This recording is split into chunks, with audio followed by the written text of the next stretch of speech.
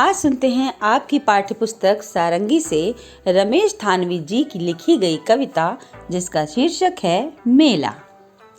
घर के पास लगा था मेला, उसमें आया चाट का ठेला।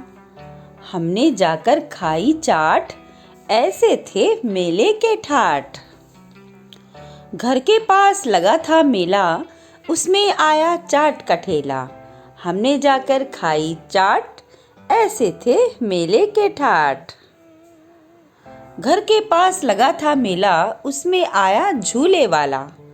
घर के पास लगा था मेला, उसमें आया झूले वाला।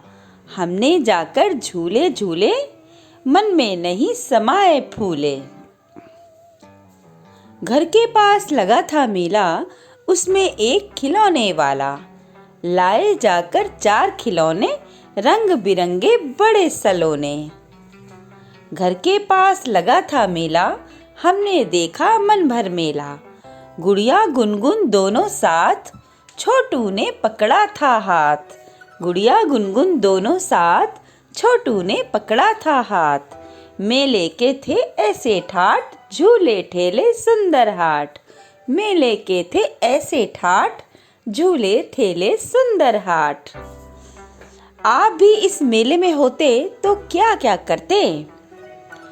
मेले में छोटू ने किसका हाथ पकड़ा होगा और क्यों? चाट के अतिरिक्त ठेले पर रखकर क्या क्या बेचा जाता है? आप अपने यहाँ लगने वाले मेले के बारे में बताइए।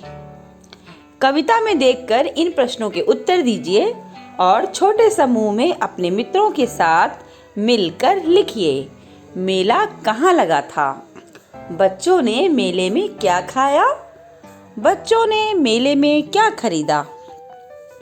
आइए खेलते हैं शब्दों का खेल।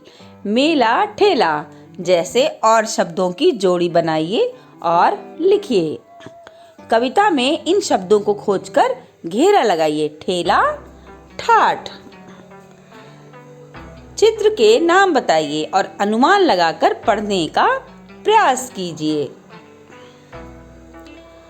ग्रिड में देखकर शब्द बनाइए, लिखिए और पढ़कर सुनाइए।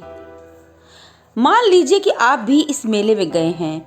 आप वहां क्या क्या करेंगे? अपने मित्रों के साथ बातचीत कीजिए। आइए जाने कुंभ के मेले के बारे में। कुंभ मेला विश्व का सबसे बड़ा सांस्कृतिक और धार्मिक मेला है। यह मेला भारत के निम्नलिखित स्थानों पर नदियों के किनारे लगता है। प्रयागराज उत्तर प्रदेश में गंगा यमुना सरस्वती के किनारे। हरिद्वार उत्तराखंड में गंगा नदी के किनारे। नासिक महाराष्ट्र में गोदावरी के किनारे। उज्जैन मध्य प्रदेश में शिप्रा नदी के किनारे। उत्तर प्रदेश का प्रयागराज जनपद कुंभ मेला की दृष्टि से संपूर्ण विश्व में प्रसिद्ध है। यहाँ संगम की रेती पर प्रति 12 वर्ष के अंतराल पर महाकुंभ एवं प्रति वर्ष सामान्यतः जनवरी-फरवरी माह में माघ मेले का आयोजन होता है, जिसमें देश विदेश से करोड़ों श्रद्धालु प्रतिभाग करते हैं। प्रयागराज में वर्ष 2025 में महाकुंभ का आयोजन किया जाएगा।